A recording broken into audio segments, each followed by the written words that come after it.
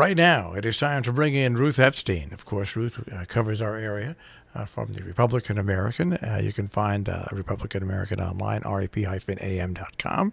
Of course, on newsstands and home delivery. Good morning, Ruth. Good morning, guys. Hang on to your hats. Wow. That's it. There's no.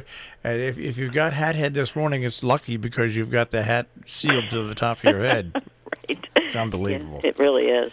I don't know. We go from snow to sleet to ice to wind to.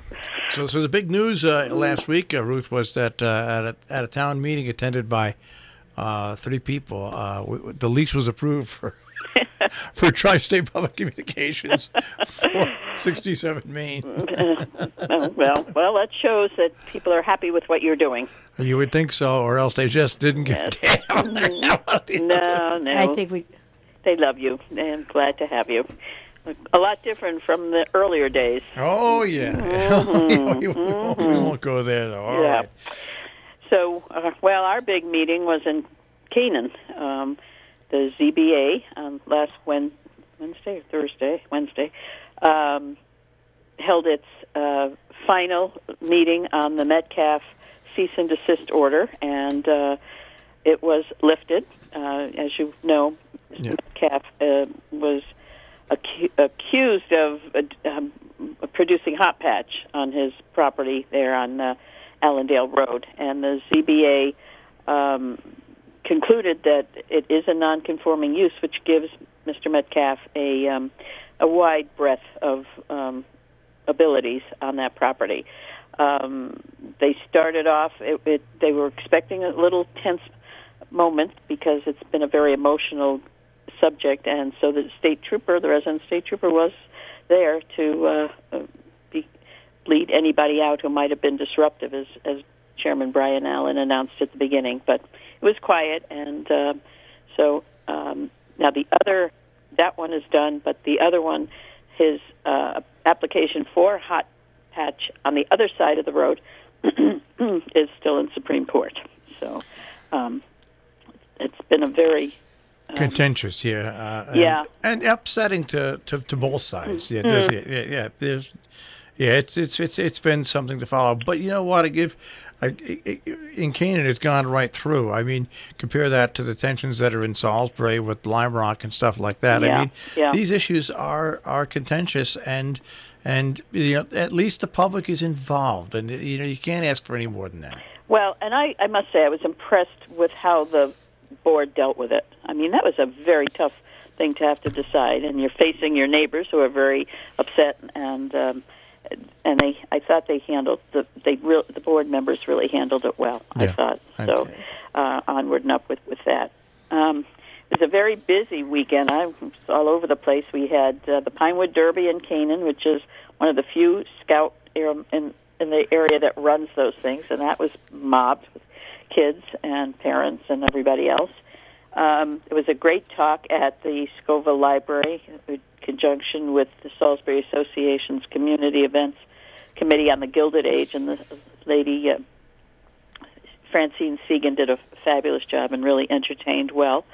And then it was off to the alumni. First the chili dinner, Sharon Women's Club, which is always very well attended. And they raised money to give out to all the local organizations. It's amazing. And then it was off to the FFA alumni dinner, this year held at the Center on Main. And again, very well attended. And of course, this year they'll be losing their 2 long-term teachers, and Karen Davenport and Mark Burdick, who are retiring. So, and as we know, this was FFA week, so they had a lot of events during the week. So, and also on Friday night, the Mountain Lion presentation. Yes, and I missed that. Was 400 people. The balcony was full. wow. The downstairs was full. Oh, No wow. kidding. Wow. They sent me. I got to thank you for publicizing it. They sent me a picture of it. It was unbelievable. My goodness. And people asked me if we filmed it, and unless Mike Flint found out about it and did it, no, because they didn't ask us to film it, and that's one of those private events where you normally have to get permission. So, so unless something weird happened, no, well, because we weren't asked to film it, but it was a huge success. My goodness. Wow. Yeah, I sort of got notified a little late on that one. Everybody was. That's why they were worried nobody would show up. Yeah. Wow. Well, But maybe people that's like the key. mountain lions. It's Yeah, cool. incredible. Yeah. So, looking ahead this week, do we have Salisbury Board of Ed? I don't have Salisbury Board of Ed. Okay. We've got the Town of Sharon Historic District Commission, which is meeting tonight. But also we have We have the ABC committee, I know. ABC. We have the Wednesday. Sharon Board of Education. Oh. They are meeting. They are meeting tomorrow. Oh, okay. Tonight, Salisbury Planning and Zoning.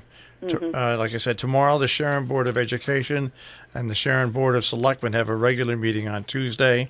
And then the ABC committee, is coming up. Coming up on Wednesday. Wednesday, Right. at the central office, and then once again, the town of Sharon has a second budget workshop for the Board of Selectmen, and then the Planning and Zoning Commission, I think, in Falls Village meets on Thursday. Okay. Well, it's the last week of the month, so we're always a little. Never know whether it's the last week or the first week of the next month. It's also a short month. But Ruth, you have to cover this. The SOAR and their annual trivia challenge Friday evening at 6 o'clock. That's right. I did hear that. That's yes. at the Salisbury Central Yes. School cafeteria. But I can never answer the questions. I know, but it's really amazing what So they I do. pretend you just nod. Yeah, just nod. And yes, yeah. Yeah, that's amazing. And it's really cute because it's very multi-generational. Yeah, they open it up to you different Yes. teams for different ways. Yeah, Yeah, and that's Friday night that's a Friday night. at the school. Good. And yeah. the Steve Blast Little League is holding their sign-ups. That is Right. tomorrow at 5:30 at the That Great Falls brewery, isn't it? Brewery. Yeah, yes. Strike yes. 1, 2, 3 strikes, you're out. Yes, yes. I thought that was rather unique, holding it there. And they're doing trivia nights as well. They're doing trivia nights as well. Yeah. And by the way, the Interlaken with their benefit brunches. Yes. The lines go out the door. People Is that supporting right? local Oh, things. that's wonderful. And I'm so glad to hear that. And I think this weekend is. Now this is going to terrible because the people that are above the garage at the high school. The Youth Service Bureau. I think so. I might be wrong, but I think they're benefiting the Housatonic Youth Service wonderful. Bureau this weekend. So. Oh, I'll have to get to one of those. That's lovely. Very nice. Yeah. Down here in Kent, we had a meeting Sidewalks. on sidewalks, streetscape, and there's been some contention. The town has gotten a grant and 2 grants actually, and but there are some people who are questioning it all, and it's shades of Falls Village when that town went through it. Kent is now going through it, so the Board of Selectmen has to decide whether to hold a referendum now or have the townspeople petition. They're not quite sure where it's going to go from here. But I just want to remind them that all the hubbub in Falls Village, and it turned out beautifully, so Yeah, it'll work out that way in Kent. I know. yes, well, let's hope so. We don't need any more contention. No. We got enough of that. That's right. Enough, yeah. So, All right. so it's not a full, very busy week, but I should never say that because That inevitably jinxes You it. just things never know. Oh, and the fire in Falls Village, we ought to mention that. I think there is there a GoFundMe? Yeah, there is a GoFundMe page Fundme. for that, and Yeah. I all you have to do is go if you're on Facebook, go on Facebook, or else go on the web, go to GoFundMe and put Falls Village Fire, and it will come up. Yeah, that was. So the family is displaced and living elsewhere, so they need. But at least they're safe. they are safe. Oh, and how can we forget Abe? Abe got moved this Yep, week. he's back. He's back. Abe Lincoln, the statue at the high school, who is really an iconic part of that high school since its opening. It was a gift from Hotchkiss School, a big statue of Abe, life-size.